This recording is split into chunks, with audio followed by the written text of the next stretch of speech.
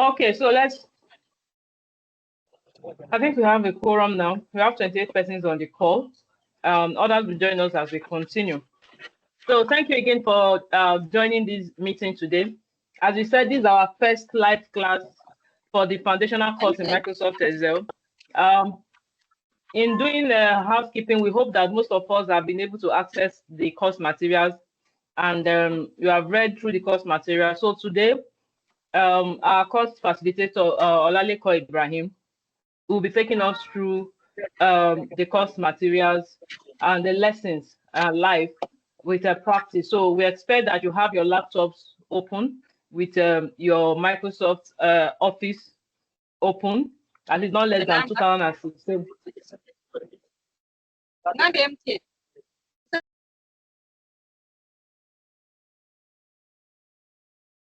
Hello, can you hear me now? Okay, somebody's voice came in. So as I said earlier on, we should have your laptops with us with Microsoft Excel software open so that we can actually do the practice and ask your questions as it comes on. So before I welcome Olalekan to kick off, let me welcome Mr. Opeolu Akinola to start off with a basic introduction of what you're up to right now on this course, foundational course, and what you expect to get at the end of the course. So join me to welcome Mr. Opeolu Akinola. Okay.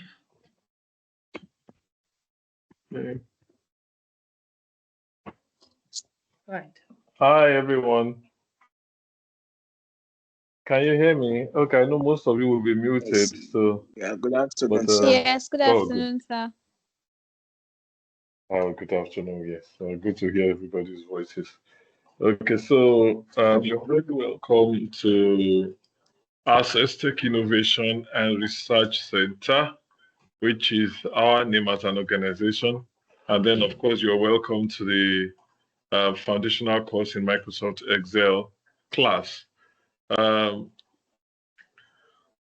of the reasons why we're doing this is to ensure that that visually impaired people can deal with data effectively. I mean, a lot of us have done our first degrees. We know what it was like when we're doing data analysis part of our projects. And some of us that have gone on to do masters and even PhD are still encountering some of those issues because of the lack of skills in these areas. And then beyond that, in the job market, we keep getting requests from employers. And one of the skill sets they ask is data analytics, data analysis. And again, in the community of blind people, we have very few people who can match up. So this is a very, very, for me, it's a lot of achievement. It's a day I've looked forward to for the past maybe 25, 30 years. I mean, not particularly this course, but I've been thinking about how we are going to break that problem. And thank God that we are all on it now, seeing how we can break that barrier and get into that space where we are very sure that we can flourish and prosper. And so this is a foundation. We expect that at the end of this course, you'll be able to handle your data effectively, do formulas, some basic statistics, and of course, prepare documents like invoices, timetables, data sheets, and exam records and things like that.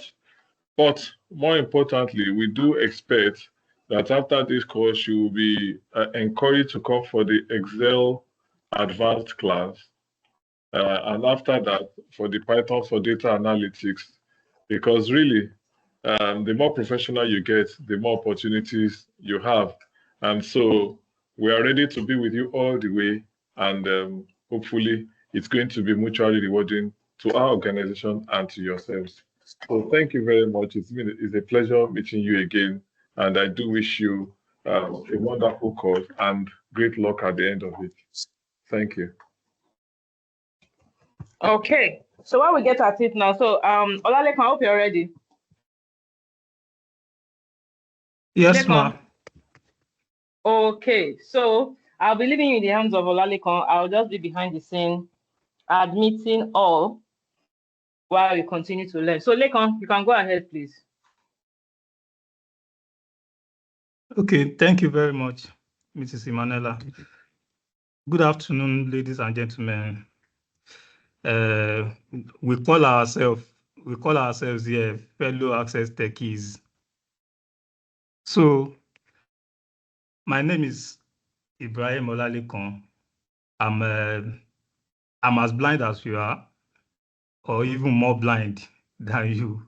Some of you, I know some of us are partially sighted, or but I'm totally blind. So, as many of you have known, this is our first week, and our course, the first module, has been uploaded. Many of you have gone through it, and part of the reasons for this class is to, have a live demonstration of some of the things that are discussed or were discussed inside the material. And if there's any question, any complaint, any part you don't understand, after the live demo, then you raise it, bring it up. So we are here to share knowledge, to share ideas, and let's go together, let's learn together and grow together. So to start with, because the course is foundational, it's basic, and because it is basic, it means that we are starting from the scratch. And as somebody who has been in this game for some time, and because largely Excel is visual, largely the way Excel is structured is visual in nature. And as a blind person, you often see many people that are confused about the terms rows and columns, or the organization or the structure of their spreadsheets. If you tell them that, okay, what is the difference between rows and columns, some people, at first they might get it, and then the way they will end their explanation, we just model up everything. So I don't know if anybody can just unmute and just let me know what do you understand by rows and columns. In case anybody doesn't know it, or you are still confused about how do rows and columns look like, I may just have to use something that we are all familiar with to paint the perfect picture. So I want somebody to unmute and tell me what rows and columns, and I'll ask you questions on it. My name is Dennis from Nairobi, Kenya. I would like to say that rows go horizontal, and then columns go vertical. Thank you. Okay, wait, before you go, columns are vertical, rows are horizontal, right? Hello, Dennis.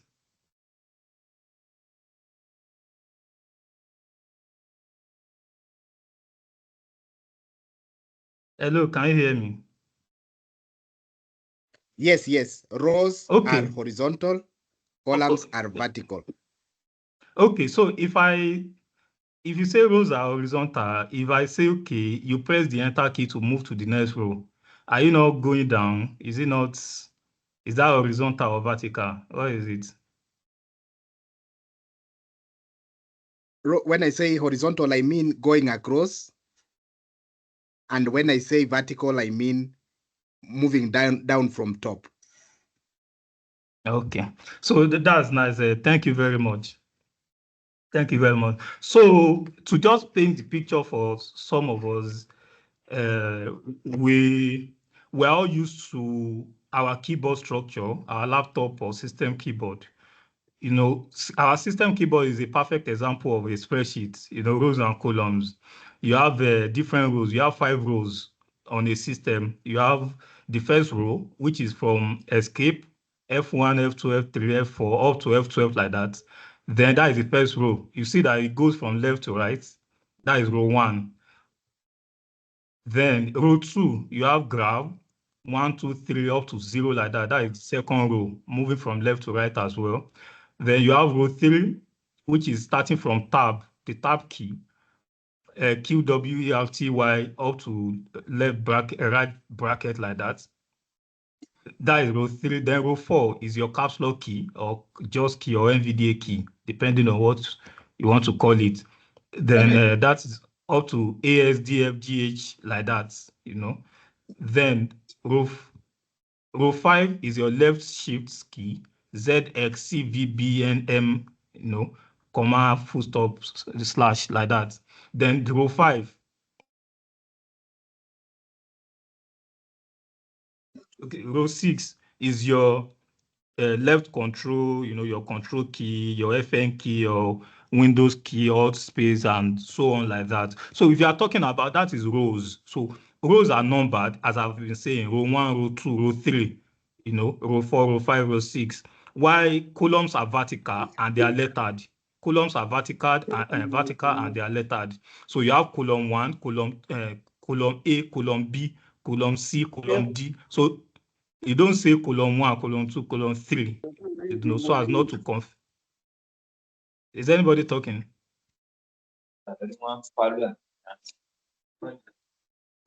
Please mute if you are not saying anything. So you have on your system, you have from F1 escape key down to your control, escape, grab, tab, caps lock key, left shift, left control. That is your column A. Then you have your F1, 1, Q, A, Z, and FN key as your column B. So it goes on like that, like that, like that, like that. So having established that, so I said that rows are numbered while columns are lettered.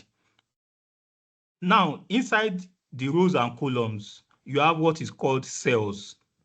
You know, cells are what make up, you know, the rows and columns. So there are over a million, in fact, over a billion cells that you have in a spreadsheet. And how do you understand cells? Cells are rectangular in shape. They are rectangular, and each cell has its own name. Each cell has its own reference. So this reference or this name helps us to understand the particular cell we are talking about. It's just like you go to a hotel room, or you go to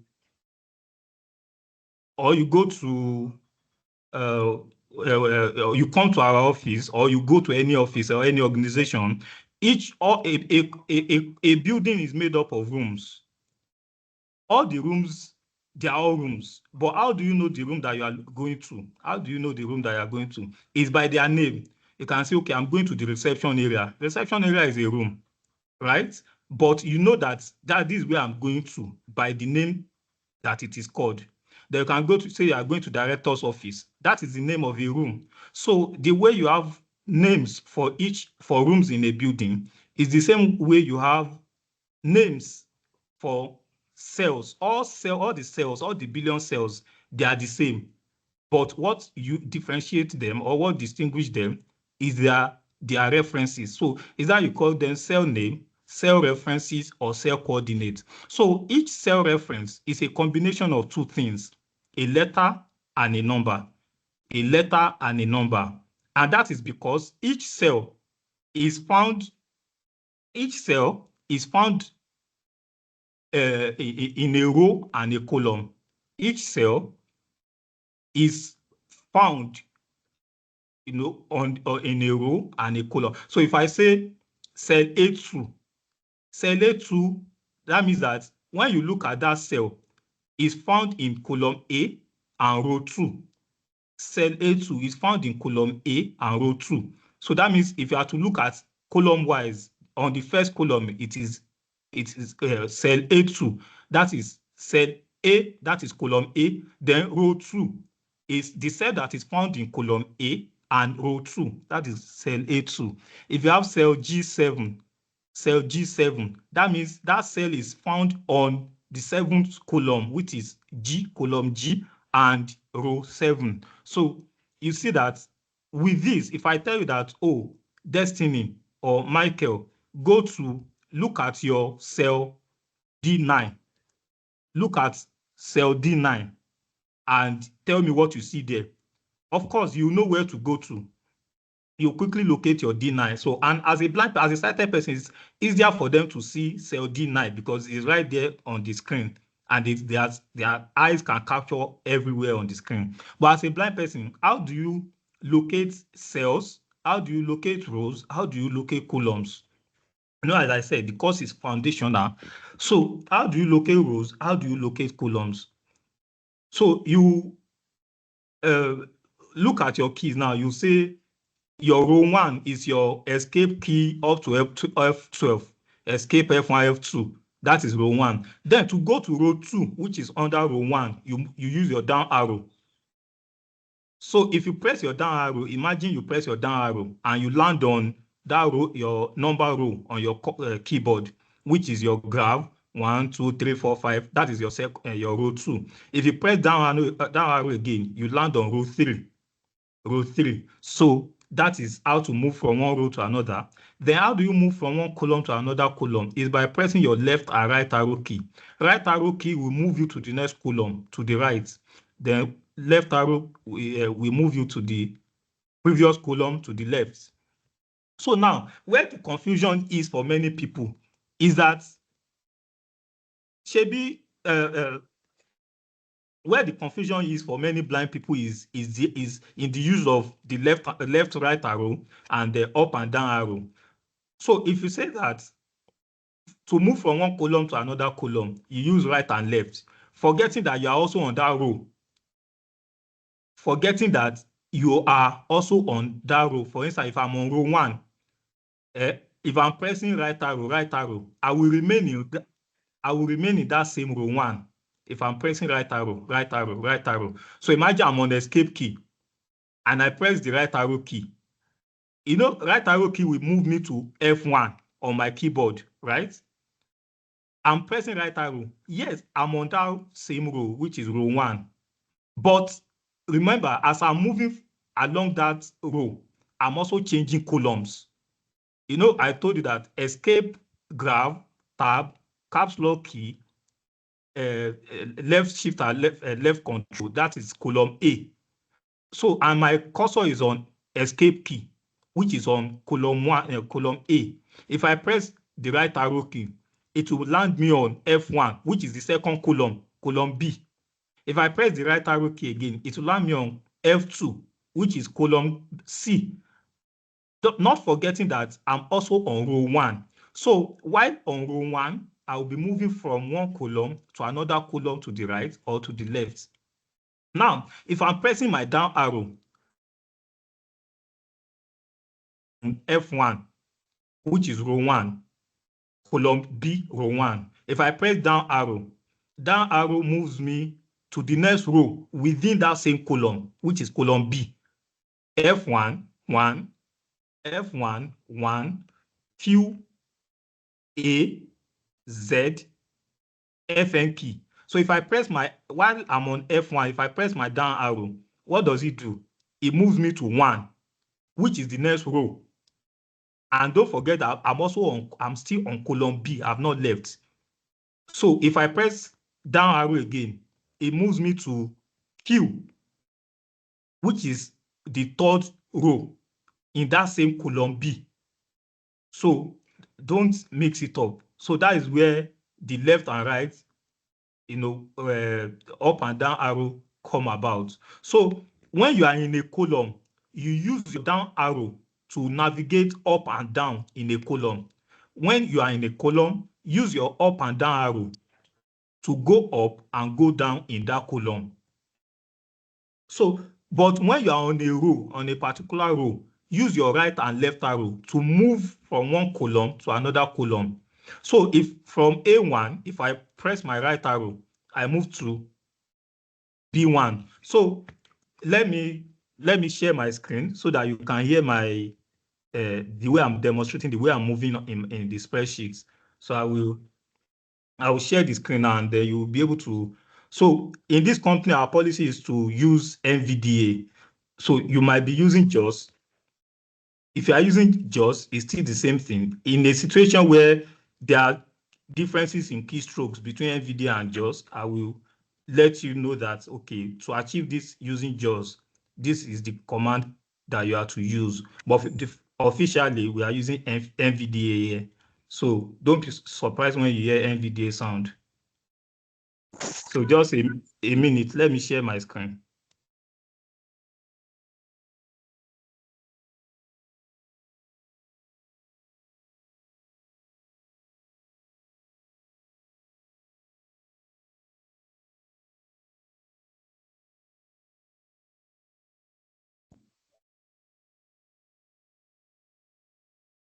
You're sharing your screen. Found. Okay. Turn camera on. I hope you can all hear my NVDA. Somebody should say something that you can hear it. Mute button, mute left paren. Control plus shift. Yes, we can hear it. Please clear. Okay. Yes. Thank you. Thank you. So now, as the basic that it is, to launch an Excel file, here, the basic method of launching your Excel file is by going to your start menu by pressing your Windows key. Start window. Search window. Search box. Then you search for Excel. Just type EX. Excel. Yes. App. Press right. When you hear that, hit the enter key and Excel. Home grouping. New grouping 1 of 3. New blank workbook button up. Yeah, when you hit the enter key first time, it's Excel opens in backstage view. So to go to the main spreadsheet, is either you press your escape key or you hit the enter key on blank workbook. So I will just press the enter key again. Book 1 dash Excel. Sheet 1 table. A1. Yeah, book 1 dash Excel. Sheet 1 table, A1. So that means that I'm in sheet 1, which is the first sheet, and the focus lands on A1, cell A1, which is the first cell in a spreadsheet. So by default, if you open a workbook, is an Excel file. So if you open a workbook, it comes by default with one sheet. So the focus automatically lands on cell A1. So now you press the right arrow. B1. Now the letter will be changing, but the number will not be changing because I'm still on the same row. So I'm pressing right arrow. C1. That means column C, row 1. D1. Column D, row 1. E1. So for me to go back to the previous column, I will press left arrow. D1. C1. B1. A1. So now, if I'm in column A, for me to go down the column A, I will press down arrow. Here now, letter will remain the same, which is the column letter will remain the same, but the row numbers will be changing because I'm moving from one row to another row. A2. A2. A3. A3. A4. A4. A5. A5. Then to go to the previous row, up, I will use up arrow. A4. A4. A3. A3. A2. A2. A1. A1. Good. I hope are we all clear on this navigating a spreadsheet? Yes, sir. So say Yes, for sir. instance, Yes, sir. It's clear. Okay. So say for instance, you are looking for, I say go to column G13. So first, you look for the column letter first. You identify the column, which is G in the cell reference. G13 is a cell reference. So you first navigate to G. B1. With your right arrow. C1. D1. E1. F1. G1. So now that I'm on column G, I'm to look for row 13. Row 13 with my down arrow. G2. G3. G4. G5. G6. G7. G8. G9. G10. G11. G12. G13. G13. So it's as simple as that. So let's move on. Excel.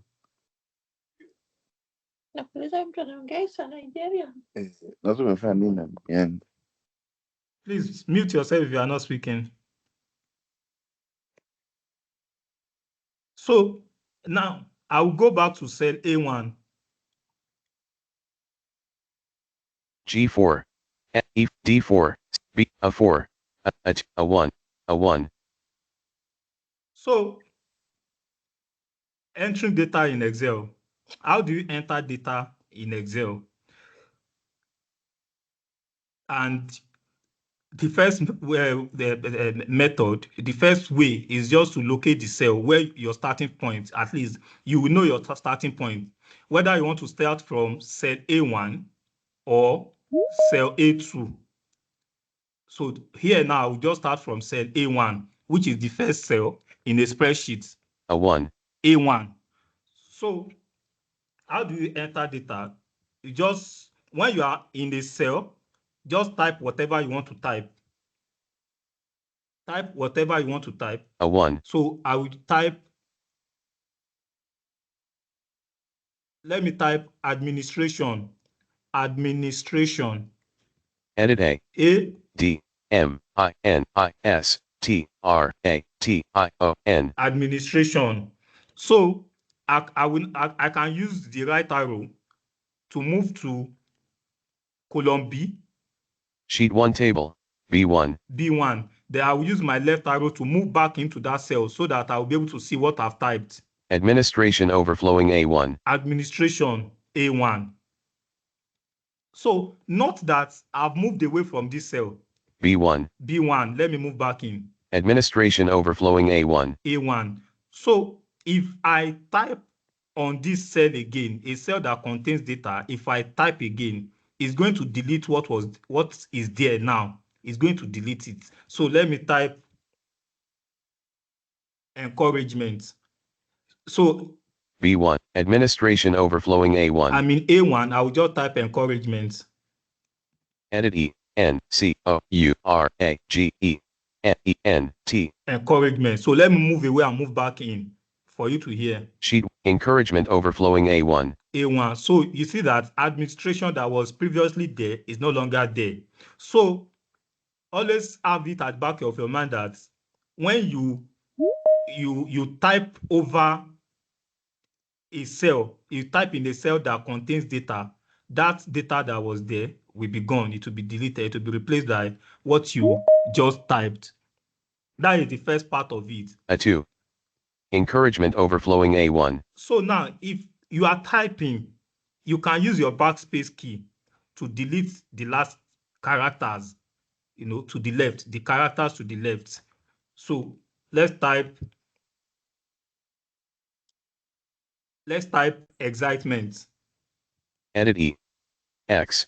C. I. T. E. M. E. N. T. ENT.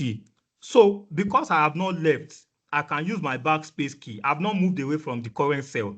So I can use my backspace key to delete the characters backward. So I will be pressing my backspace key now. You'll be here. It will be deleting it backward.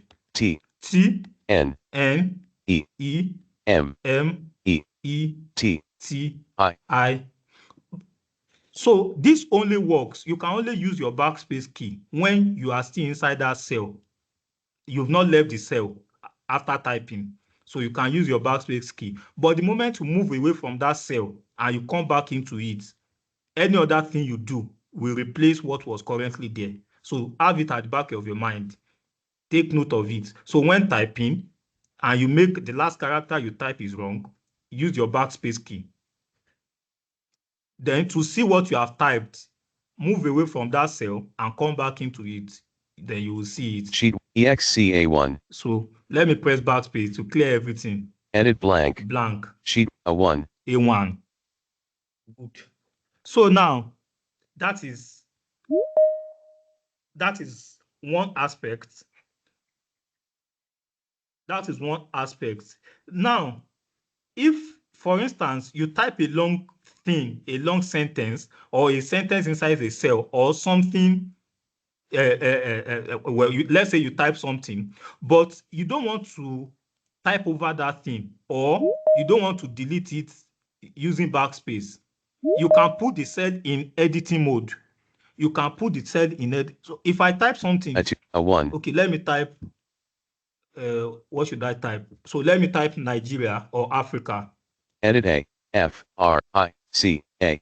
Yeah, and let me move away. Sheet 1, Africa A1. Yeah, Africa A1. So now, if there is nothing you want to do here now that you'll be able to spell what you have typed. There is nothing you want to do here now, as I'm in A1, that will make you spell Africa character by character. So how do you spell, how do you spell or navigate the content of a cell character by character or word by word? Is by first putting the cell in editing mode. Is by first putting the cell in editing mode. Then, so that is the question. How do you put the cell in an editing mode? A2, Africa A1. So while you are in that cell, just press your F2 while inside that cell. So I will press F2 on cell A1. Edit Africa. Yeah, that's what you will get. Edit Africa. That means that you can now edit Africa. So I can use up arrow to read the entire line. Africa. Up arrow. Africa. Africa. Then down arrow too will also read the entire line. Africa. Africa. Africa. Then use your left and right arrow key to move backward and forward. So if you press the left arrow key, the focus moves to the beginning of the line. I'll press my left arrow key. A. Then I will use my right arrow key to spell the word Africa. Blank. A. Oh, C. Sorry. Africa. Okay, I'll use my up arrow again. Let me use my left arrow. A. Okay, A. F. R. I. C. A. Blank. So that's what you get. Africa. So there's something about this editing mode. Once if you put the cell in editing mode, the focus moves to the end of that letter, the end of the line. To quickly navigate back to the beginning of the line, just press your left arrow key. So left arrow key will jump to the beginning of that line. But if you do, if I put the cell in editing mode, I press the up arrow to read the content. Africa. If I press any of the two arrow keys that I use, will determine where the focus will land. Africa. I use the up arrow now. If I press right arrow, the focus will be at the end of the line. F. R. Let me do it again. Africa. F. Africa. Sorry. Sheet A2, Africa A1. So let me F2 to put the cell in editing mode. Edit Africa. Yeah, let me press the right arrow. Blank. So let me press up arrow. Africa. Then let me press left arrow. A. Yeah. So where the key that you press determines where the focus will be, whether it will be at the beginning of that line or at the end of that line. So when you are in editing mode, you can now, in case you make a mistake, F. R. I. C. A. So let me remove the C. C. A. I will remove the C. C. Yeah, I've deleted C. Africa. So for me to save the changes, I'll just hit the enter key. I'll press the enter key. The enter key will save the changes I have made. So let me press the enter key. Sheet 1 table. A2. Africa A1. Africa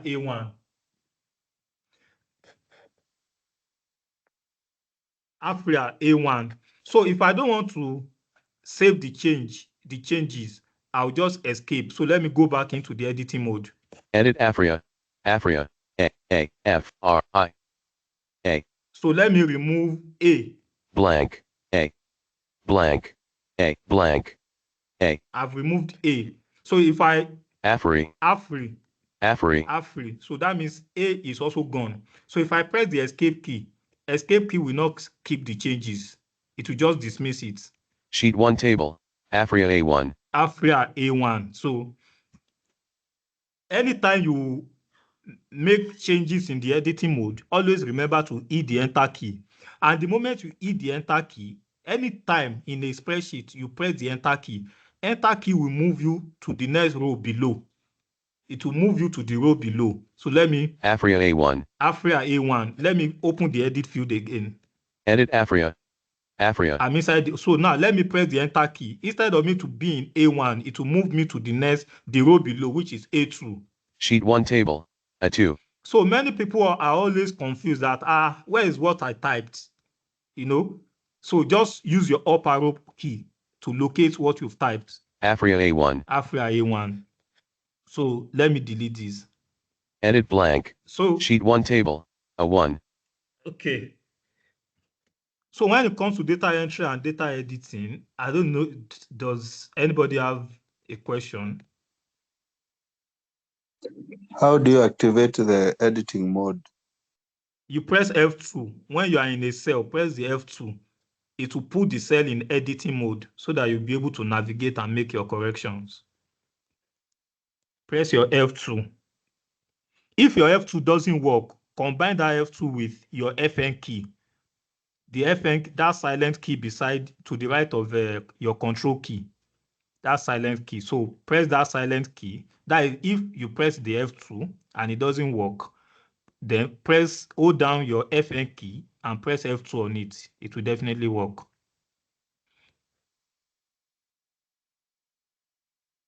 So is there any other question?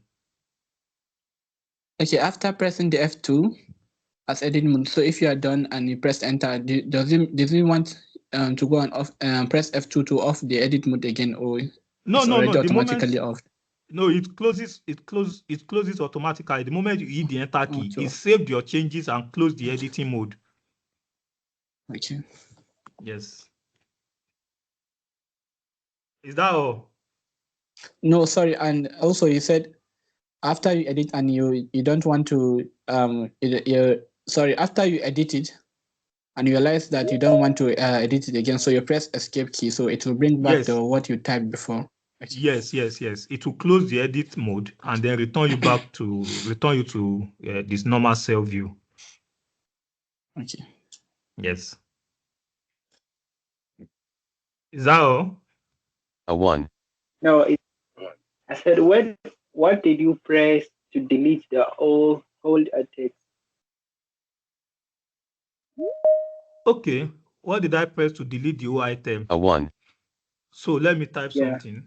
Education. Edit EDUCATION. So this is education. If I move away, Sheet 1 table. B1. I press the right arrow to move to B1. So if I move, I will press the left arrow key to move back into the cell that contains education. Education A1. Education. For me to delete the whole item, I will press the backspace. Just press either the backspace key or delete key. Everything will be cleared. So let me press the backspace. Edit blank. Blank. Sheet 1. A1. A1. So you can see, is that you use the backspace key or delete key. Remember I said earlier that when you type something, in a cell, and you move away from that cell, by the time you come back into that cell that contains something, any other action you take will replace what was there before. So if my action is to press delete key, that content that was there will be gone. It will be deleted. If the further action I take is to type again, is to type inside that cell, what I'm typing will replace what was there. So now B1. A1. okay, so A1.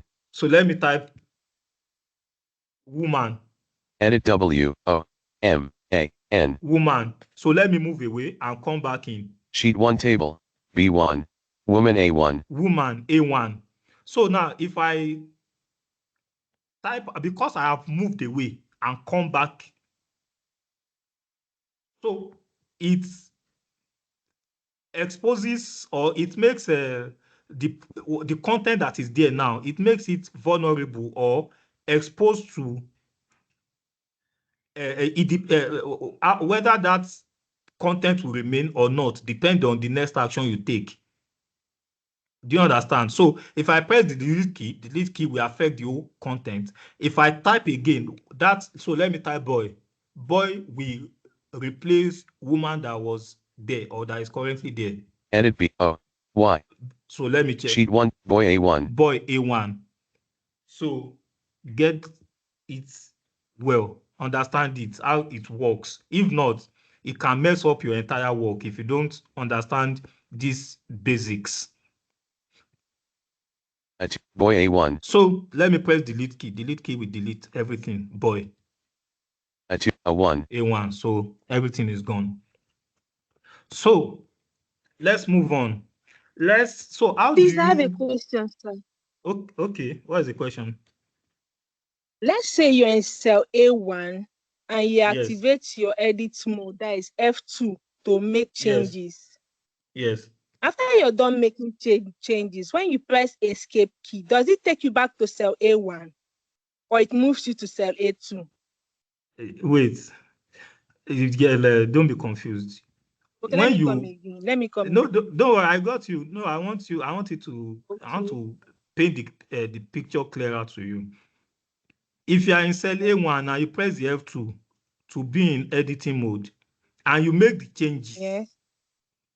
Now, do you want to save the changes? Do you want the changes to be saved or not? Yes, I want it to be saved.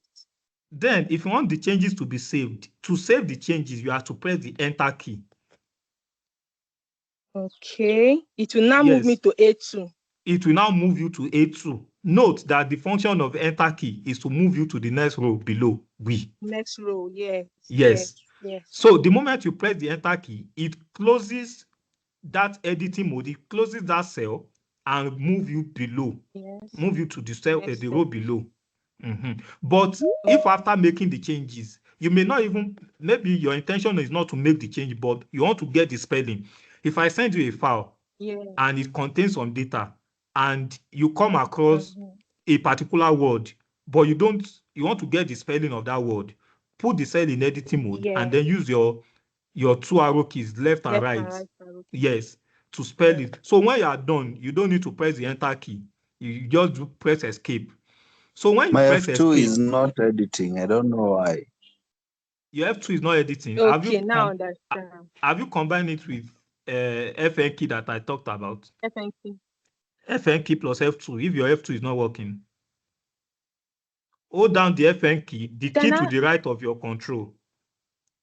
The key to the right of your control. Hold it down and press F2 on it. Yes, I have another question, please. Yes. My second question is, what if you're in a cell, you've already typed a word in that cell, and maybe you're going through each cell and you mistakenly pressed a letter on your keyboard. It was not intentional. You mistakenly pressed a letter on your keyboard and it replaces that text in the cell. How do you get it back? Okay, 2 ways. There are 2 ways. So let me do it now. A1. So this still cell A1. So let me type let me type man. Edit A, N. So let me move away. Sheet 1 table, B1. Man A1. So man A1. So now, if mistakenly I press my hand. Vertical bar dash microphone recording dash Microsoft dash search box edit type in text. Please mute yourself. You are not talking. So if I mistakenly press a letter, let's say I press G. Edit G. G. So that means G has replaced man. WhatsApp, So once I realize that I've made a mistake. Dialog. OK button to activate. Please mute. Who is that on? So once I realize that, oh, this is a mistake, I will just press the escape key. Escape key will remove the last thing you've typed. Sheet 1 table, man A1. Shall you see? Yeah. So just press escape. Yes. Okay. Just press escape. So, but escape only. Yes, escape only works when you are still inside that cell. You've not moved away. But let's say B1, man A1. So let me type something over it again. Edit G. G. Let me move out of it. Sheet 1 table, B1, GA1. So G has replaced man. So I now realize that, it was man that was in A1 before, not G. Can you hear me? Yes. So if I realize, just press undo, Ctrl Z to undo it. Okay. Man A1. Thank you so man much. A1 is back. Man A1. Yeah. Yes. Thank you so much, sir. No problem. So let's move on. B1. So let's create a table. So want to do participants' names. Who can tell me if using rows and columns, if you are to do participant names, best food and best color? Participant names. So I say, okay, Michael, please create me 10 participants' names, their best food and their best color. So who can tell me how we are going to arrange it? So how many columns, how many rows? Who can tell me? It will be 3 columns, 10 rows. Okay, I said 10 participant names, best food, best Yes. color. So say it again. How many rows? 3 columns, 10 rows. Okay, you are close, but not Hello? exactly close. Okay, hello, sir. 11 rows, Yes, then yes. 3 columns. Okay, 11 rows and 3 columns. So that's good. Yes. Because of the heading. Okay. Yes. Yes, that's nice. A 1. So now, if why I want us to create a table is because I want us to see something and get it very clearly, so that it doesn't mess up our table when we are creating it, so that we don't put food where we are supposed to put a color. Then when you are now reading it, you will now be wondering, how does it come about? What happened? But I was doing the right thing now. So Excel has a way of frustrating you if care is not taken. So here, I will move to A1. A 1. A1. Then I will type, note that your first row should always be set aside for the headings. Your first row should always be set aside for the headings. So now in cell A1, I will type participant names. Caps lock on. Edit P. Cap R. Cap T, Cap I. Cap C. Cap N. Cap T. Cap Art space. Cap E. Participant name. So now I will tab. I'll press the tab key to move to the next cell to the right, which is column B, B1. Sheet 1 table, B1. B1. Then I will type best food. Edit B. Cap E. Cap S. Cap T. EST. Cap F. Capo. Capo. Cap D. Best food. Then I will tab again to move to C1. Sheet 1 table, C1. Then I'll say best color. Edit B. Cap E. Cap S. Cap T. EST. Cap C. Capo. Cap L. Capo. Cap R. Best color. So now, this is where I want you to listen very carefully. Remember, when I was in cell A1, I typed participant name. Then I didn't use to move to cell B1, which is the column for best food. I didn't use the right arrow to move. I used tab key, the tab key, to move to cell B1. So then after typing best food in cell B1, I tabbed again to cell C1. I tabbed again to cell C1. Now I typed best color. So for me to return to under participant name, so that I'll be able to type the first name, for me to return to cell A2, which is the beginning of the next row, I will press the enter key. So let me press the enter key. Sheet 1 table, A2. A2. Sheet 1 table, A2. So it moves me to A2 because I was using tab key to move, to navigate when I was filling the data. In a situation where, okay, now, so let me fill the second row. So who will be our first participant? So let's say Princess. Edit selected participant's name. Cap R, Cap E. Sorry? Cap E. Cap I. Cap N, Cap C, Cap E. Cap S. So Princess, so which is A2 under participant. Participant is the column A is for participants. So, and then our first participant is in A2, which is under participant name. So I will now, for me to use, if I use the right arrow, so let me use a right arrow to move to B2. Sheet 1 table, B2. B2. So let me say our best food is rice. Edit R. Cap C, Cap E. Then I will use the right arrow again to move to C2. Sheet 1 table. C2. Then I will say our best color is red. Edit R, Cap E, Cap D.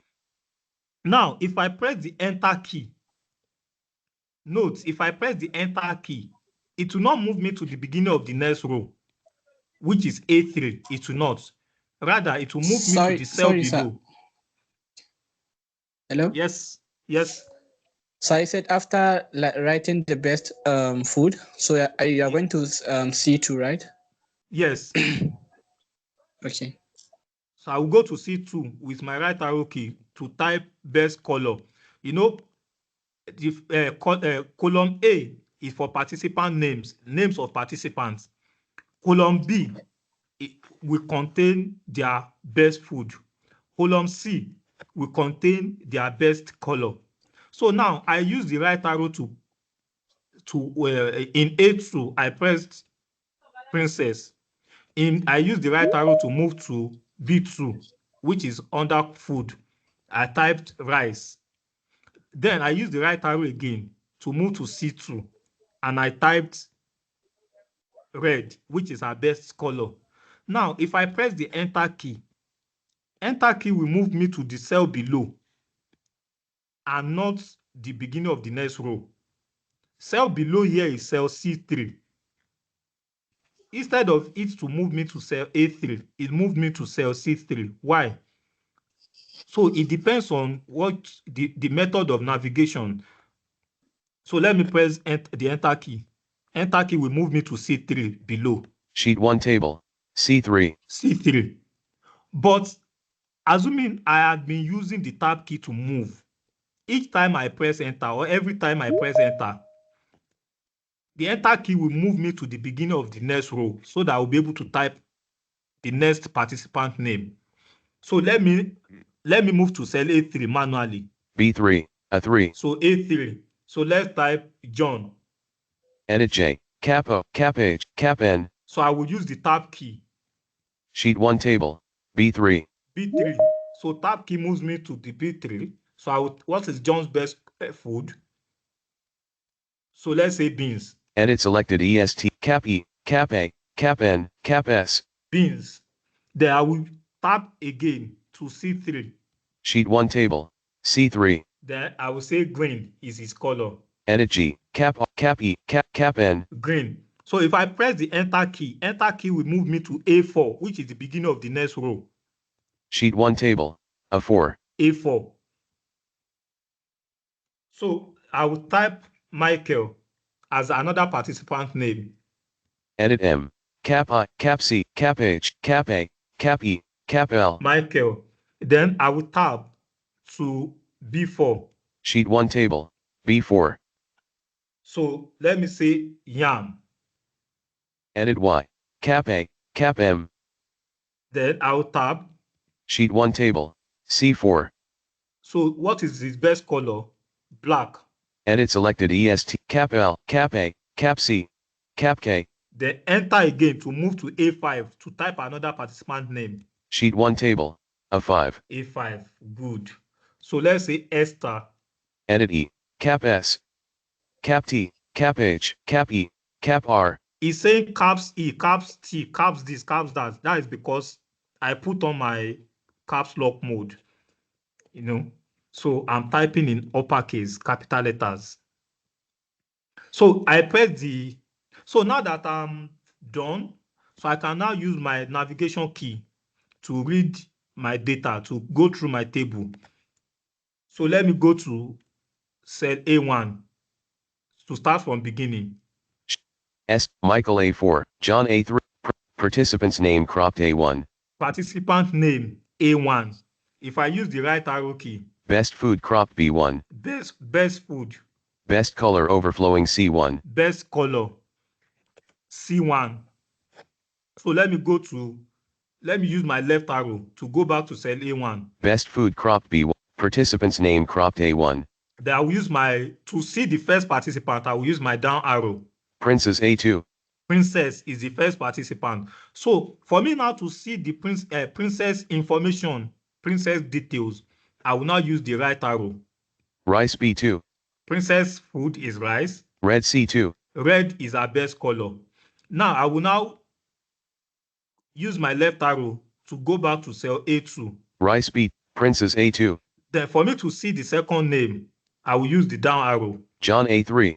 John A3. Now, for me to see John's information, John's choice, I'll use the right arrow. Beans B3. Beans is for John. Green C3. His color is green. Then I'll go back to John with my left arrow key. Beans, John A3. Then for me to see the next person, I'll use the down arrow. Michael A4. Michael.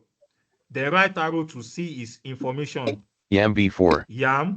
Black C4. Black color. Then I'll go back to Michael again. Yeah, Michael A4. Then I'll press the down arrow. Excuse me. Down arrow to go to I have the a next question. name. Okay, what is the question, sir? Before you go to navigation, I have a question on when you're still typing. I didn't get clearly if you have reached the end of your last cell in a line, in a row, and you want to, which key do you press to go to the beginning of the line that will not take you down to the down cell immediately? Okay, you press the enter key. So then When you it will not take you now. You want C5, and you wanted to go to to D1. You say you press the enter key, but I thought it would take you to D3. Okay, thank you. I understand your question. So, the direction of the enter key when entering data depends on your method of navigation. Let me come again. Where the focus moves through, after pressing enter, depends on how you were navigating when you are filling that same data. If you are navigating with your tab key and you get to the last cell, when you press the enter key, you are telling the Excel that I'm done with this row. Move me to the beginning of the next row.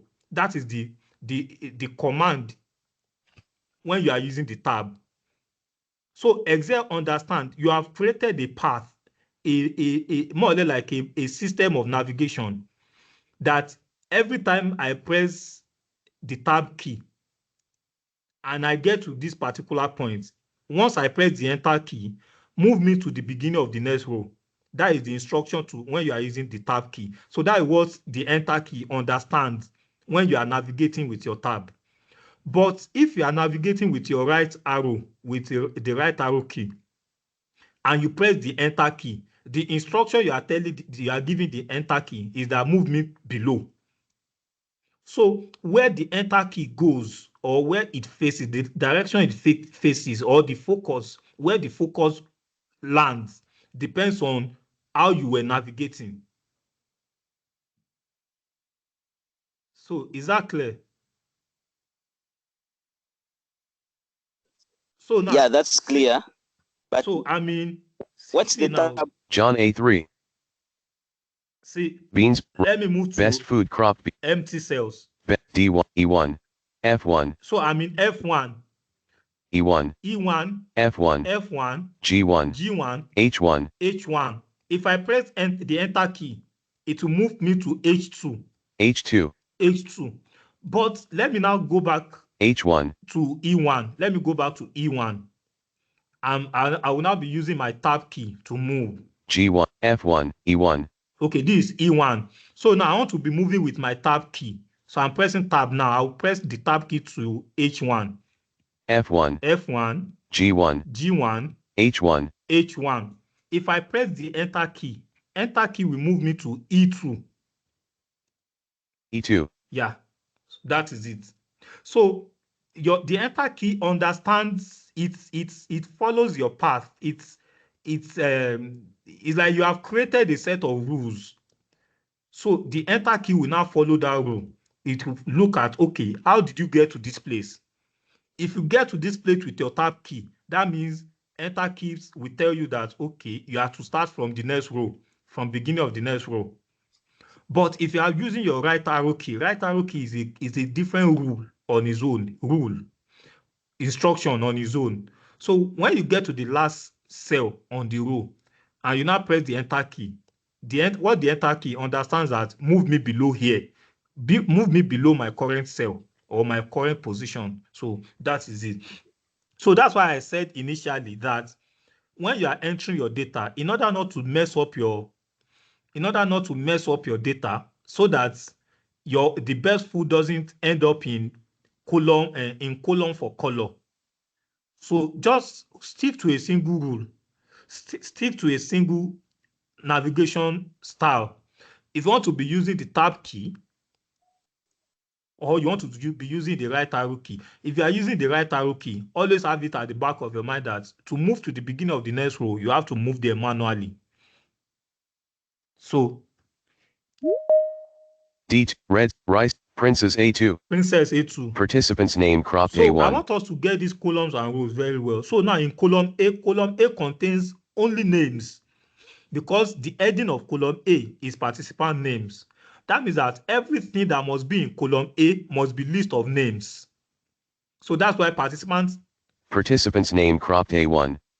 The first cell in a column must be the heading of that column, so that it will tell you what that column is for. So when you see my cell A1 and you see participant name, it means that that column A contains only participant names.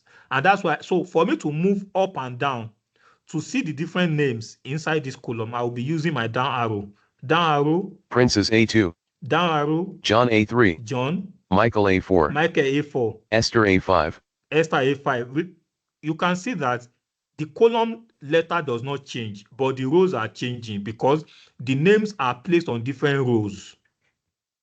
So to see the details of each participant, that's when you will now be using your right arrow key. B5. Esther A5. Esther A5. B5. C5. Michael A4. Yam B4. Yam. Black C4. Black. D4. Black C4. So, is there any other question? Yeah. Michael A4. Esther A. B5. C. B5. Let me fill this. Esther B5. Esther's best food. Let's say Amala. Edit A. Cap M. Cap A. Cap M. Sorry. Cap M. Cap L. Cap A. So Amala is a type of food in Nigeria. So best color. Sheet 1 table. C5. Is yellow. Edit J. Okay. Cap J. Cap Y. Cap E. Cap L. Cap L. Cap O. Cap W. Yellow. So now. Esther A5. Is there any other question on data entry? How to use tab? So what I didn't say initially, I didn't start with participant. Now, let me go back and say D1, E1. For you, apart from to move from one column to the next I column. have a question. Okay, what is the question, sir? Sir, my question is it a must that I should use capital letters when I'm entering data, or I can even use small letters?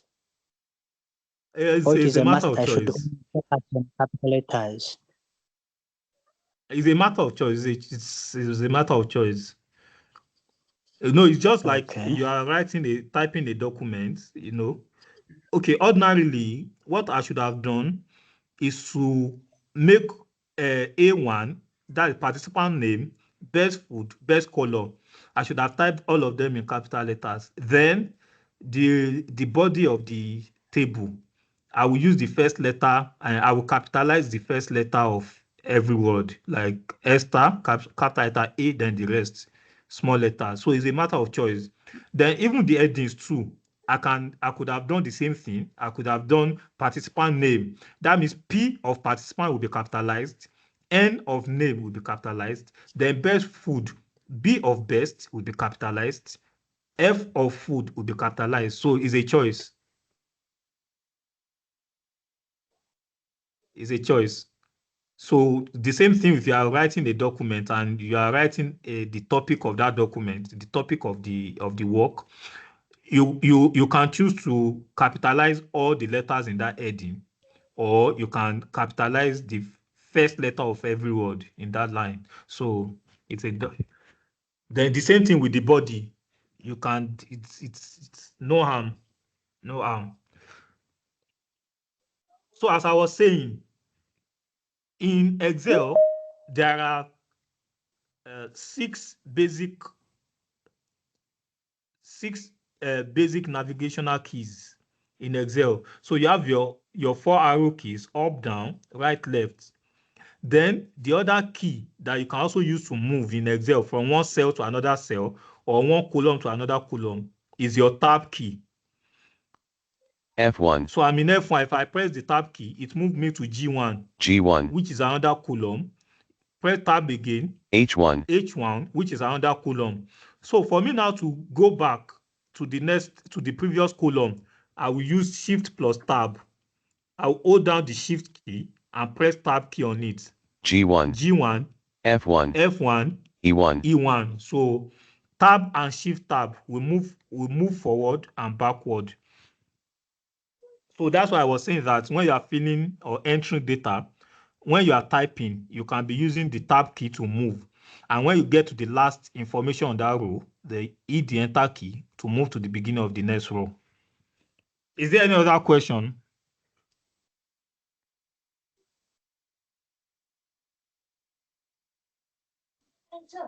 (16:15).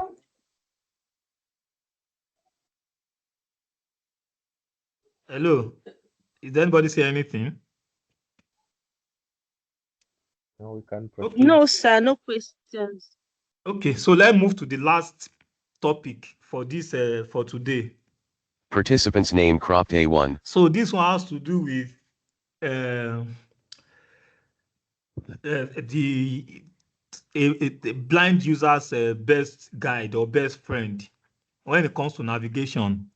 What we have here is just a small child in what you can do in Excel or the size of data that you can have. What we have here is just, let me see, how many rows and how many columns.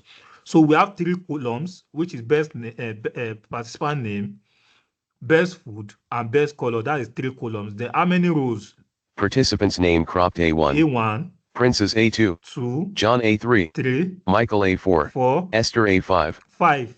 A6. Esther A5. So that means we have 3 columns and 5 rows. 3 columns and 5 rows. So when it comes to, if I have this data, this is small, so I can navigate manually to any part of this data I want. I can navigate manually to any part of this data. So if I Michael A4. What if you have a larger data? You have a larger table. Esther. Hello, are you saying something? So what if I give you a spreadsheet that has thousands of rows, and you are told that to move to the next row, you have to be pressing your down arrow? Esther A5. Are you going to spend the whole of the day using your down arrow key in order to get to like a 10,000 row 1,000 or row 10,000? So you know how annoying that can be. So you have Excel shortcuts. You have shortcuts that can aid your navigation, navigating from one part of the data to another part of the data without stressing yourself, without sweating, So that's what we'll look at. How can you quickly navigate to a particular cell or a particular part of the data? So now let me start like this. Participants. In the materials uploaded in your dashboard, we started with Excel terminologies, terminologies, common names that you will be hearing a lot, in Excel. So you have one of it. I've talked about rows and columns. I've talked about cell references or cell names. What I've not talked about is data range. Data range.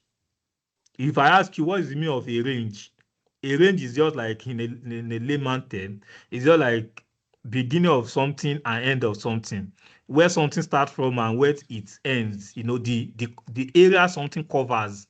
So if you want to measure where something covers, you will say it starts from here and ends there. That is a range. So it's just like your network coverage, your telecom, your service provider may not be able to cover everywhere in your country. So they are only allowed to cover, or let's say your TV station or whatever. Their coverage is limited to a particular town or region. So you start here and end here. So in Excel, you have what is called range too. You have cell range and you have data range. You have cell range and you have data range. So data range is just, where data starts from and where it ends. So looking at our data now. Participant's name cropped A1. So the beginning of this data is cell A1. So we are trying to interrogate or understand the data range of this, the range of this data. So it starts in A1. Participant's name cropped A1. So Princess, can you tell me where this data ends? Participant's name cropped A1. Or any other person? Okay, let me go through it one by one so that somebody will just tell me. Okay. So participant's name cropped A1. The data ends in C5. C5. Okay, let's go and check. Princess A2, John A3, Michael A4, Esther A5. Okay. Umla B5, Yellow C5. Okay. Yellow C5. Yeah, she's correct. C5. So, in understanding what data range is, there are two cells that you must know. In understanding what data range is, there are two cells you must know. You must know where the first cell is, the first cell within the data, where it is, and then you must understand the last cell in that data. So our last cell here is C5. So our data range is A1 to C5. Our data range is A1 to C5. Underline that word true. I will explain it. True. There's nothing like true in Excel, but underline it.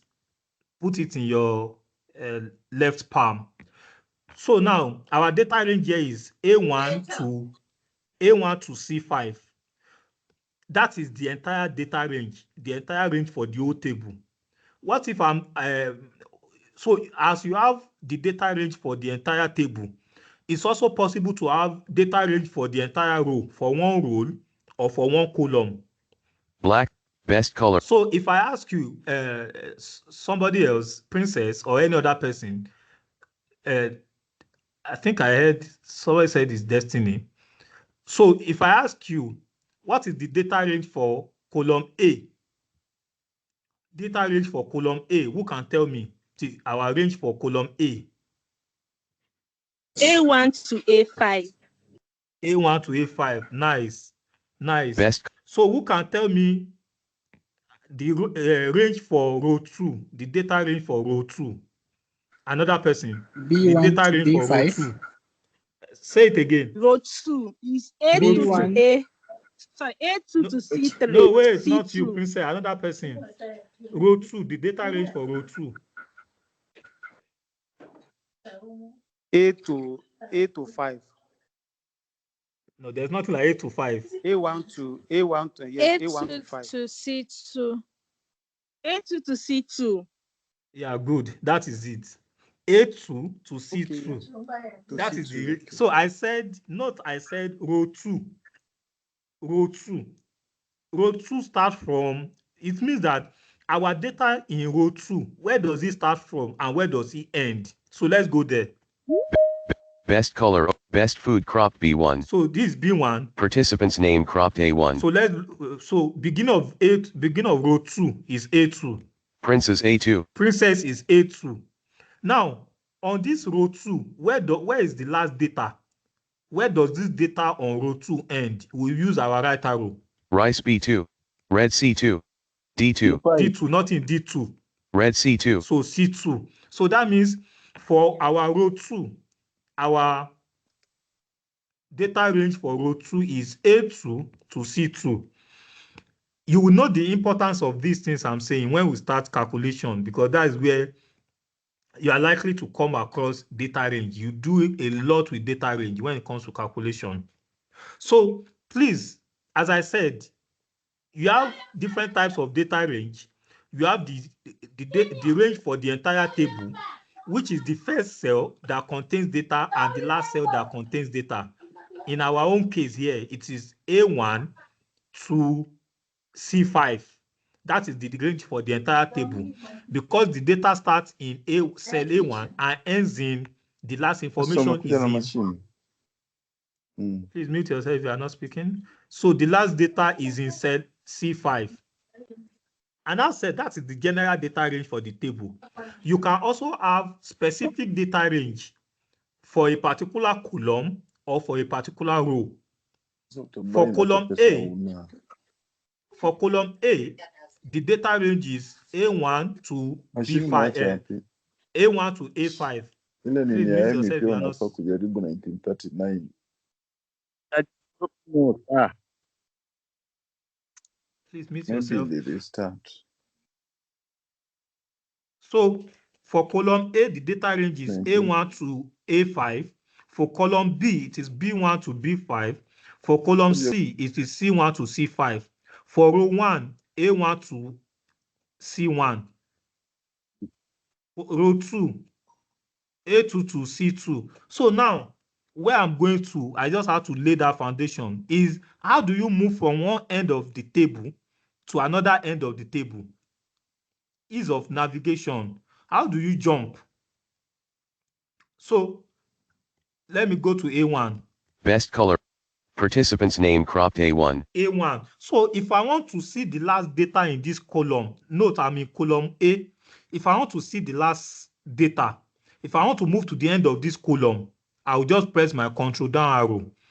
Control plus down arrow will move you to the last cell that contains data in a column. So let me press control down. Hear it again. I'm in A1. Participant's name cropped A1. So how do I know where this data ends in a column? How do I know? I'll just press control down arrow. Esther A5. Esther A5. You know, that has saved me a lot of time pressing my down arrow to A2, A3, A4, A5. So if I give you an Excel file, your own as a blind person is to study the structure of that table, of the file. Where is the first information? Where is the last information? Where does the column start from? Where does the column end?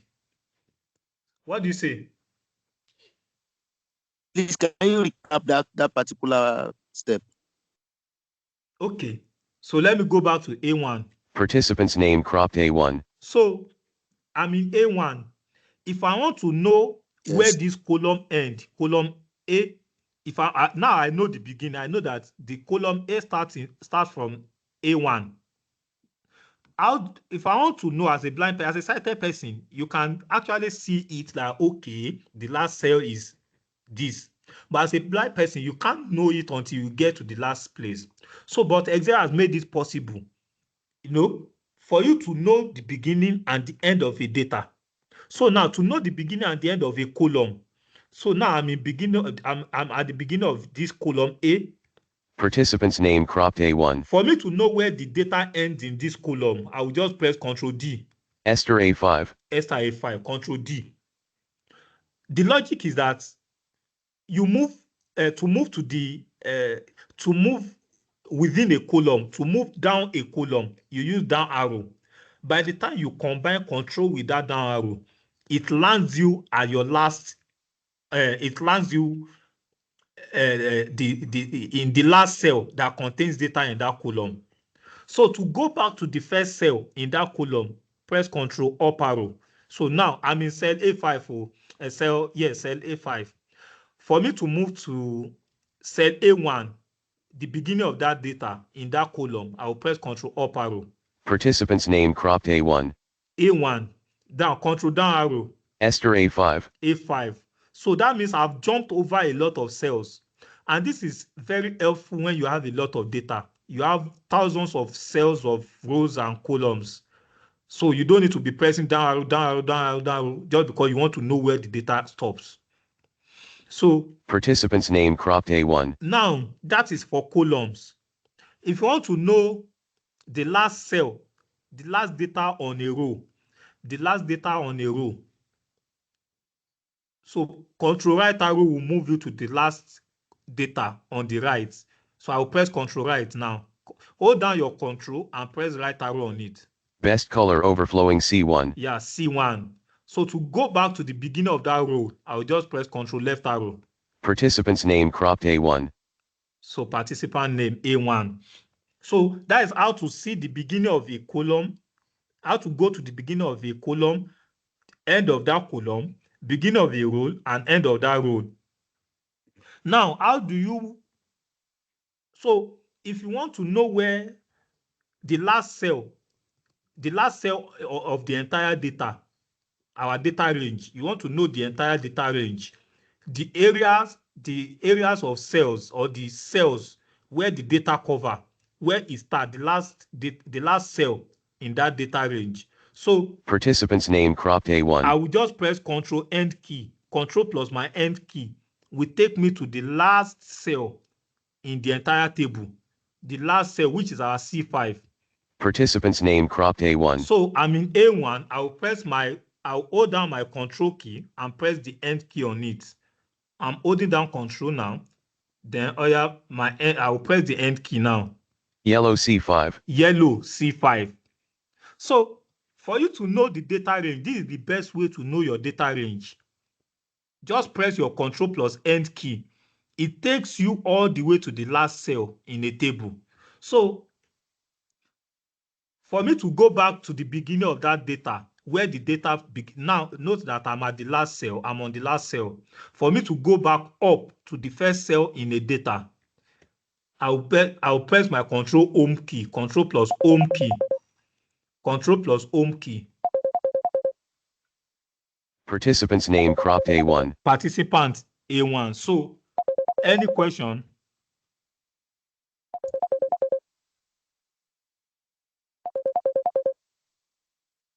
Is there any question? Please, always. Please. What do you say? You are saying that Control D will take you to the last column with data, right? Not Control D or Control down arrow. Control plus down arrow. Okay, Control down arrow. I thought you said Control D. Okay. No, Control plus down arrow will take you to the last data in a column. Yes, sir. And the first time you said Control D, I was trying. It's not working. So I tried with down arrow. Oh, I'm sorry. I'm sorry. Control down arrow. Yes. Control plus down arrow. Okay. Sir. Yes, sir. Okay, mine is we've just finished creating a table. Let's say we want to add more to that table. Let's imagine maybe this is what we had for this week, and next week we want to add more names. And so can you, just like we do in Microsoft, is it the same process, just going to the end and creating new rows and columns? Is that what obtains in Excel? Okay. The one unique difference between Microsoft Table and Excel spreadsheet is that by default, columns and rows have been created for you. You are not creating. But in Microsoft Table, you are the architect of your own work. So you have to determine how many rows you want, how many columns you want before you even start filling the table. But here, the moment you open your Excel spreadsheet, all the Network rows. don't do this. So in a spreadsheet, you have 1.4 million rows and 1.4 million columns.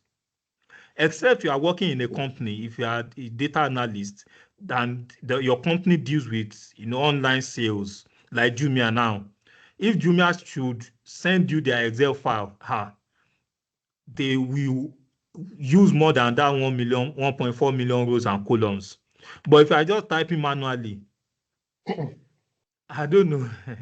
That means you have a lot of records. So the rows and columns have been created for you already. Your own is just to navigate there. So now, if you want to add more names, Participant's name cropped A1. so let me go to A5, which is the last name. Esther A5. So I'll just press my down arrow to go to the A6. A6. A6. So and then start typing. So all the rows have been created. They are like blank check. So your own is just to go there, type whatever you want. A7, A8, A9. So in our next module, we will see how we can create columns, rows, and so on. How we can A8. Do further editings.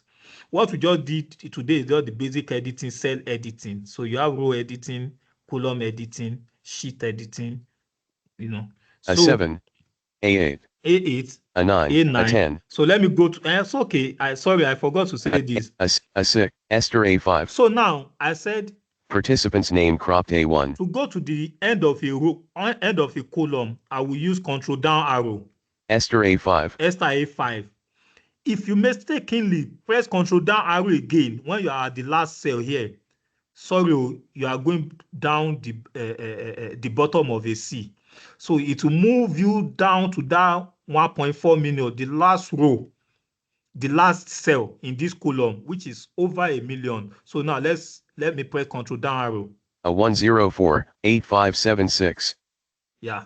So imagine, so there are some trainees that when they mistakenly press control down arrow, they will be pressing up arrow. They will never get there. A10. I'm pressing up arrow. So they will be thinking that they will get to the next cell that contains data. Sorry, you stay there till tomorrow. So how do you find your way back into the cell that contains data? Is by jumping. Maybe you jumped to the bottom and you also jump back up. So just press your control up arrow. Esther A5. You see, we are back to Esther A5. So what the time I will have spent, finding my way up by pressing up arrow, even your own hand gone self will be paining you. So just press your control up arrow to land back at that last cell, which is Esther A5. Then to go top of the data, press your up arrow again. Participant's name cropped A1. So this one too also has a logic. Now this one also has a logic. Each time you press control down, control up, control right, or control left, you are telling Excel to take you from one end of the sheet to another end of the sheet. So suppose you have another table. Okay, let me say Princess A2. Let me go to A5. Esther A5. Esther A5. A6. So now A6 is blank. A7. Now let me type something, just anything inside A7. Cap N, Capo. So Mango A7. In A7, I have mango. A6. In A6, I have nothing. I have nothing in A6. Esther A5. Then Esther in A5. So now let me go to the top of the column. Participant's name cropped A1. Then let me go to the last data on this column. Here now, the last data in this column is still Esther. Esther A5. Now, if I press control down arrow again, instead of it to land me at the bottom, now it will stop me where the next data starts from, which is A7. Mango A7. Yeah. So each time you press control down arrow, it's moving you from one end to another end. If after the last data, there's empty cell or empty row, and you press control down arrow again, the focus will land in the next cell that contains data. I don't know if you understand what I'm saying. So in A6, there's no data. A6. Okay, let me delete this one. Mango A7. Edit block. Sheet 1 table. Esther A6. Esther A5. F5. A6. A6. A7. A7. A8. A8. A9. A9. A10. A10. A11. A12. A13. A14. A15. So in A15, let me type something. And cap E. Apple. Apple A15. Apple in A15. So A14. A13. A12. A11. A10. A9. A8. A7. A6. Esther A5. So between A5, which is Esther, and A15, there's nothing. It's blank. A6, 7, 8, 9, 10, up to 14 is blank. Then the next data you have is A15. So now let me go to A20 again. A6, A7, A, Apple A6, A17, A18, A19, A20. So let me type another thing. Cap E. House. House A20. House A20. So now, for me to be moving from one end of this data to another end, I'll just be pressing my Control Up arrow. So Control Up arrow will stop me in A15. Apple A15. You see? Then for me to go back to A20, I'll press Control Down arrow again. House A20. Then I'll press Control Up arrow again. Apple A15. Then if I press Up arrow again, it will land me in Esther A5. Esther A5. So each time, once the cursor is moving and it comes across a data, it stops.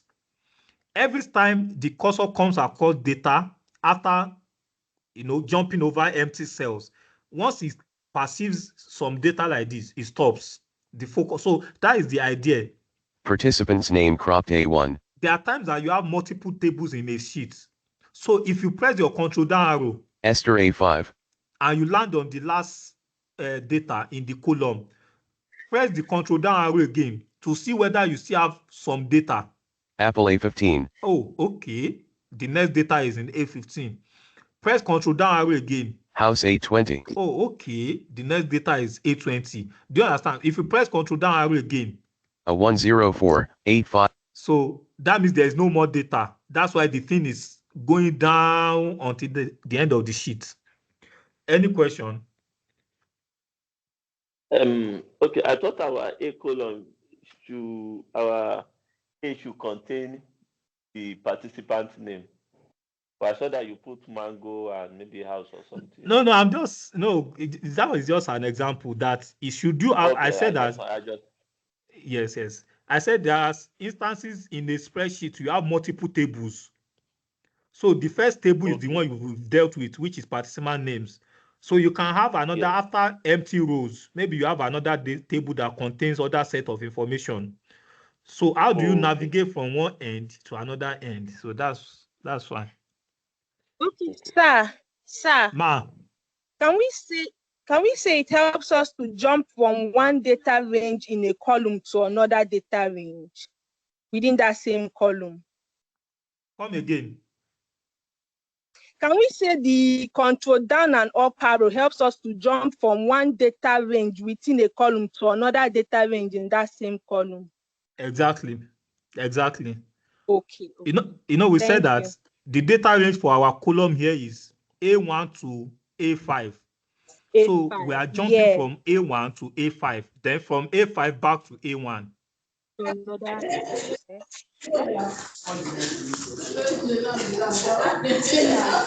And please mute yourself if you are not speaking. Then if it is the same row, if you want to see the end of a row, it's Control right arrow and Control left arrow, it will jump you. So this Control Down and Control Up or Control Right is just like what can I use? So imagine you are in a story building, let's say 15-story building, and you are at the top of it. So if you jump, let's say around the 10th floor, they put some barrier there. If you jump, because between the 15th and the 10th one, there is no obstruction. You are just going down. So the moment you lift, you jump, the next obstruction on your way is in the 10th floor. So the place you will stop is the 10th floor. If you now jump again, that's there too. Don't mind me. So if you jump from that 10th floor, if there is no obstruction on your way, you are going to land on the ground floor. But assuming there is obstruction, let's say in A6, in the 6th floor, the next place, your next landing place will be 6th floor. So that is the idea about that control, control up and control down, or control right and control. So each time the cursor comes across some data, it stops. Then when it gets to the end of that data, it stops again. If you jump again and perceives some data, it stops again. So that is the idea about it. Any other question? Thank you very much. Last question that not related to this class, that is still part of this class about the course. Okay. What is it?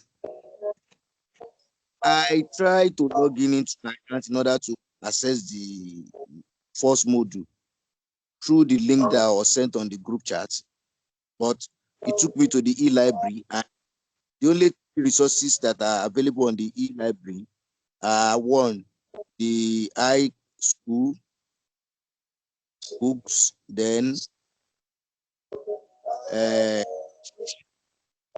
think casual book, something like that. Those are the three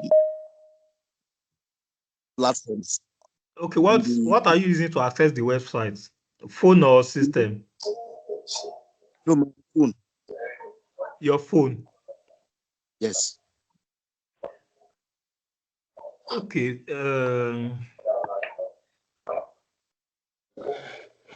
Are you able to log into? Okay, you are able to see the library, so that means you've signed in successfully. So the moment before you get to that library, the moment the page opens, if you scroll right once, or I don't know how you scroll, your method of scrolling, whether scrolling right or scroll left, so or down. So if you scroll right once, you will see toggle navigation. My phone is not here. I will have demonstrated it for you. You will see toggle navigation. So if you double tap on toggle navigation, it's going to expand. Scroll again, you will see enrolled course. You will see enrolled course. So click on the enrolled course. So if you click on the enrolled course, swipe down again, you will now see foundational Excel. Okay. Then click Excel. So if you want me to, if you don't get it, I can demonstrate it for you. Get my phone and demonstrate for you. Okay. So wait, so yes, sir, please a minute. To everybody, for you to now, this is the rule of the game. There is no assignment. You are not uploading because there are over 100 applicants or trainees. So what will happen is at the end of each module, you are having compulsory quiz. Your key to see the next module is by having 70% of the previous module, by scoring 70% in the previous module. So for instance, module 1 now, you must pass 70% of the quiz before you can have access to the next module. So and like that. So after this class, before tomorrow, you are going to have access to the module 1 quiz. You take the quiz, submit. Once you have 70%, automatically the next module unlocks. So, Mr. Michael, I'm listening, sir. Yes, sir. Okay, what I wanted to ask is, what's the duration of each lesson for the week? What do you mean, sir? That's the duration, because right now, okay, this is almost going to 5 o'clock. So no, for it's some maximum of us, of 2 hours. It's maximum of 2 hours. 2 hours. Okay. Yes, maximum. Okay. Then do we have can we have access to the recording? Yes. Before the end of today.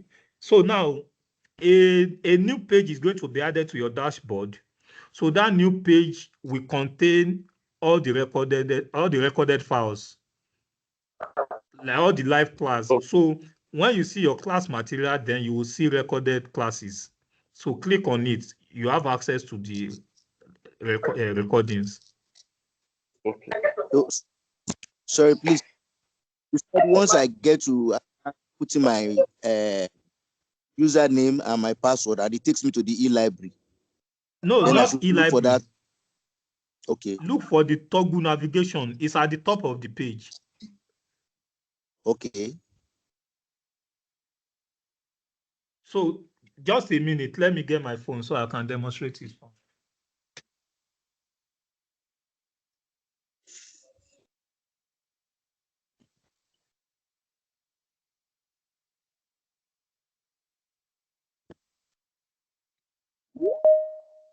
So we are done for today. In case we want to leave, it's just for. Okay, I'm coming.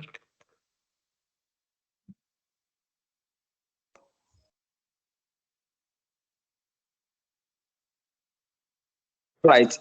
Till next week, right? Yes, the next meeting. We are done for today's class. Join conversation dash. Hello.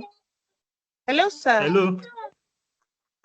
Yes, sorry, I heard you gave an assignment. There's no assignment. I just said it that there's no assignment. What we have is quiz. Okay. Okay. So we can take the quiz now. No, you cannot. Just wait. It will be announced on the group. All right. Thank you, sir. Before the end of tomorrow, you have access to the quiz. Okay. Thank you so much. Bye. So, And the deadline for the deadline for the quiz.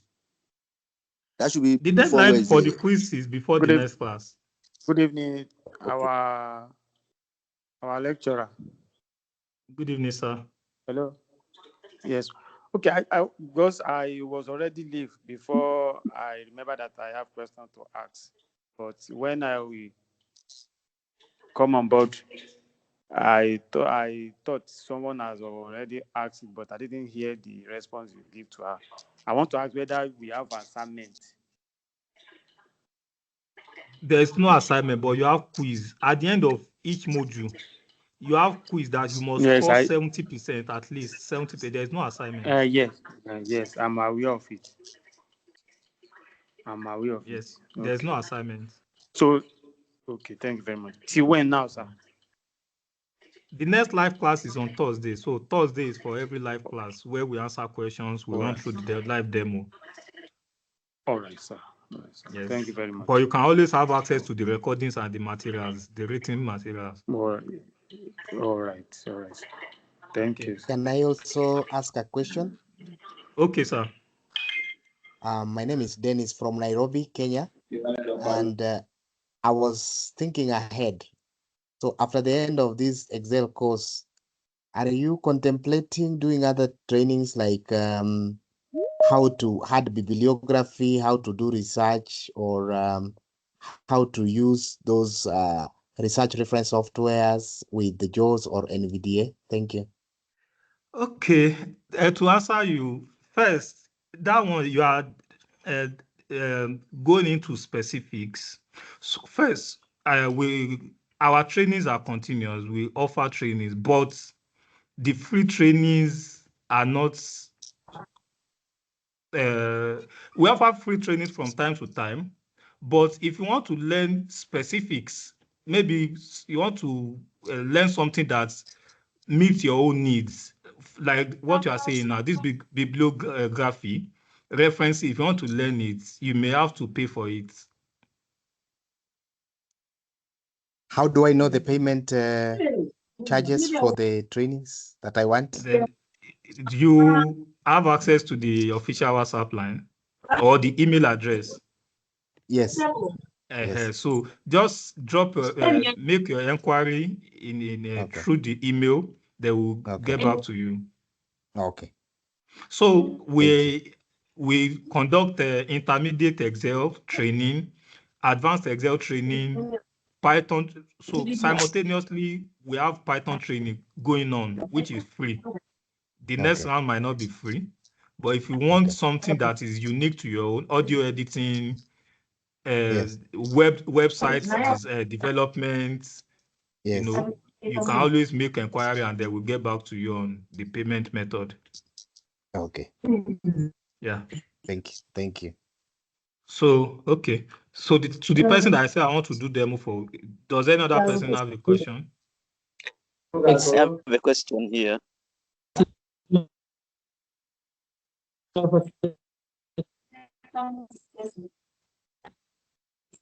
Yes. Hello?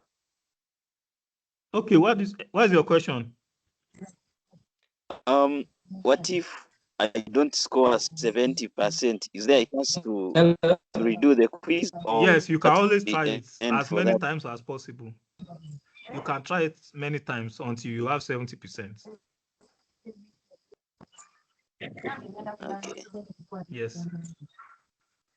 Okay.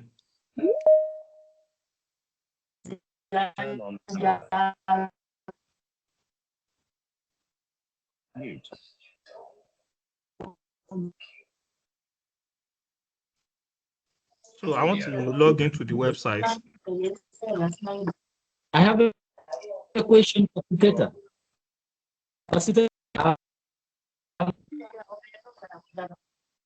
What is the question? I can't hear you.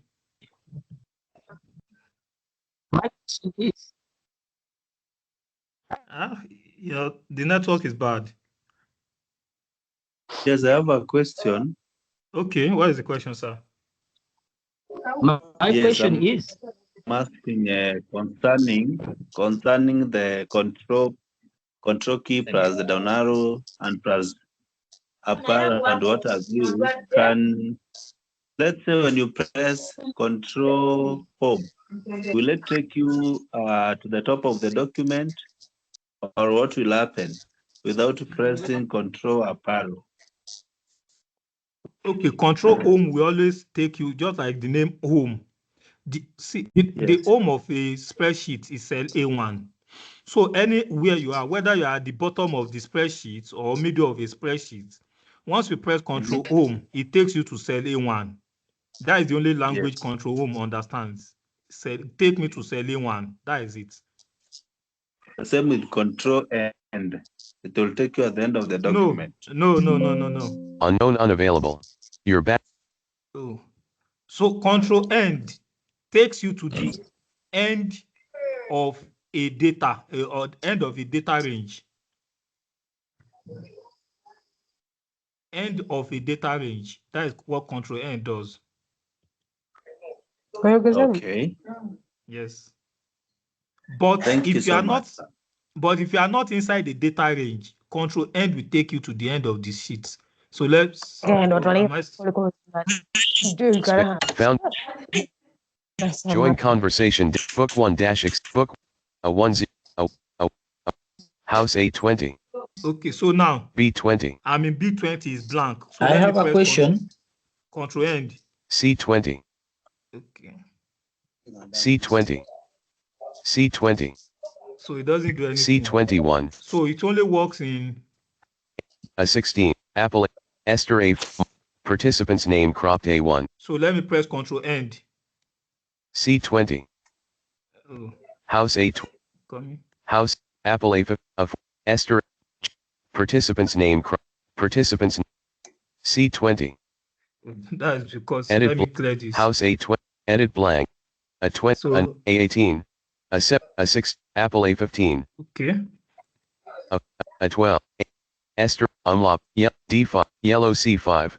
Okay. S participant C20. Oh. D C20 C20. Edit sheet 1 C20. Participant's name cropped A1. That is control home. C20. That's a problem. C21. C20. B20. So one thing about this control end is that if you go to another cell, when you leave control end is okay when you have not created the separate data apart from the data that you've created. So, but because I've created A1 to C5, now went down just because I was demonstrating other things to you. So now it's now taking that last cell as the end of the table. So that is the this bad aspect or the disadvantage of control end. But if you are still within that same data, you've not pressed any other, you've not gone outside of that data, the control end works perfectly. So somebody wanted to ask a question.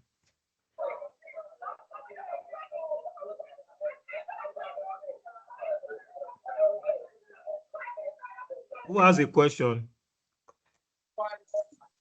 Yes, sir. I have a question. What should the participant expect at the end of the lessons? Will there be a certificate to be issued? Yes, we issue certificates, recognized certificates, yes, for Microsoft. Okay, thank you. Yes.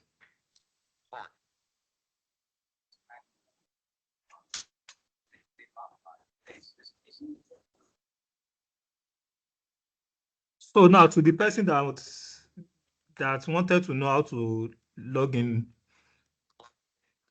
So I want to put in my username. Okay.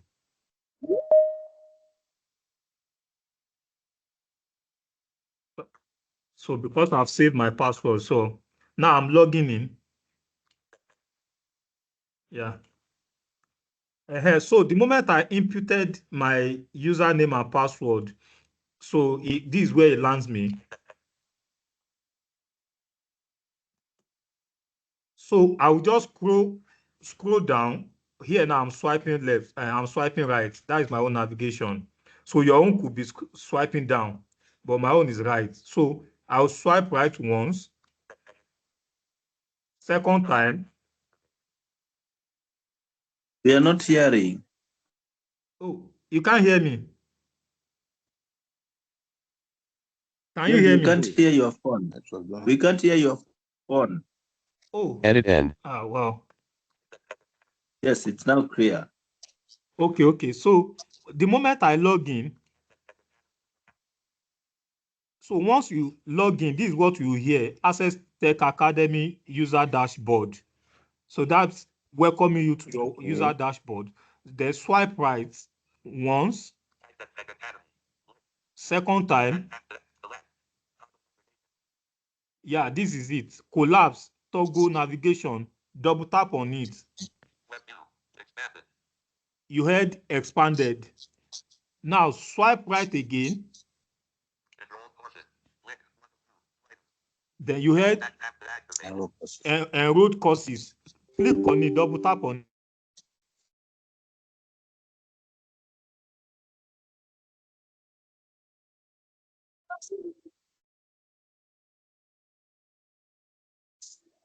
Hello?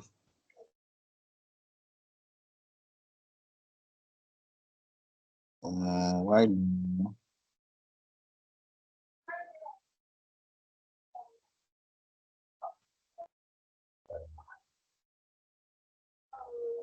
How did you stop?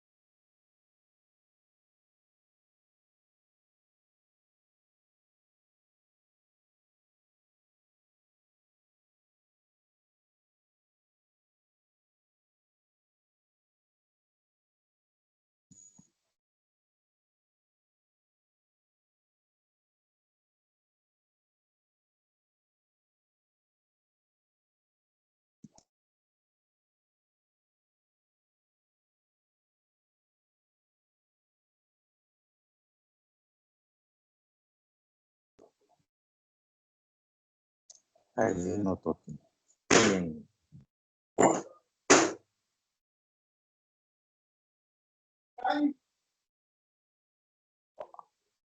Everywhere, master. He has gone. Hello? He has gone. It's like his computers. Oh, okay. I thought this from my own here. Ah. Let me Maybe we will explain to group chat. Okay. Hello. Hello. Okay, he's back. Yeah. Is there any other question? So okay, yes, I think I'm okay with that. Okay, Since it thank has you. taken What is the name? Two participants office tomorrow. Select the call. What is the name?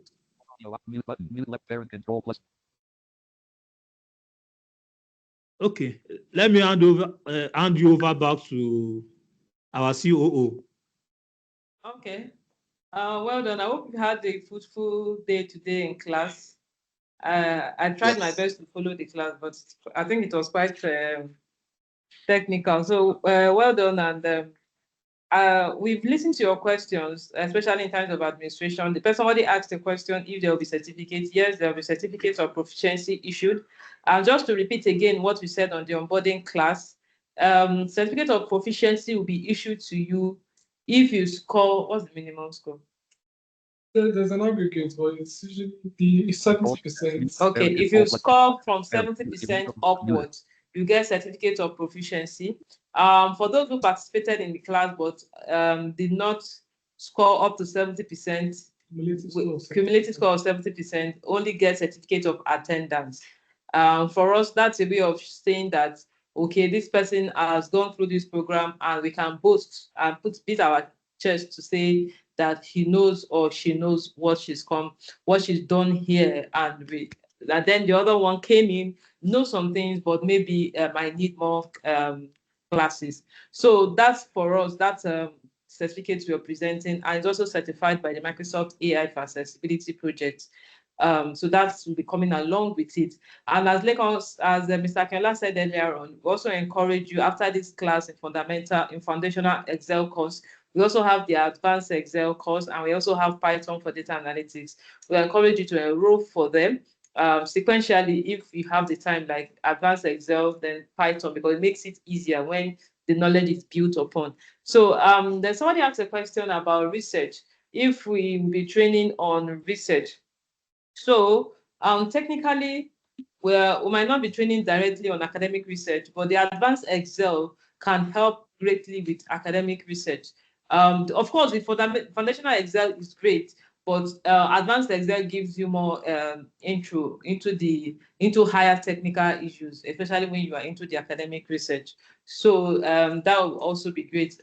By the time the course comes out, we'll also let you know. I'll be glad to have you on board. So let's keep up this spirit. Let's keep up the participation. We are so impressed with the participation in class today. Please tell your friends who were not able to make it to class. We make calls during the class to remind people, but we're not able to call you today. Those that didn't come today, we'll make sure we call them next week to join the class, because we want to be sure that everybody is carried along. So thank you again. And if you have further questions, keep the group alive.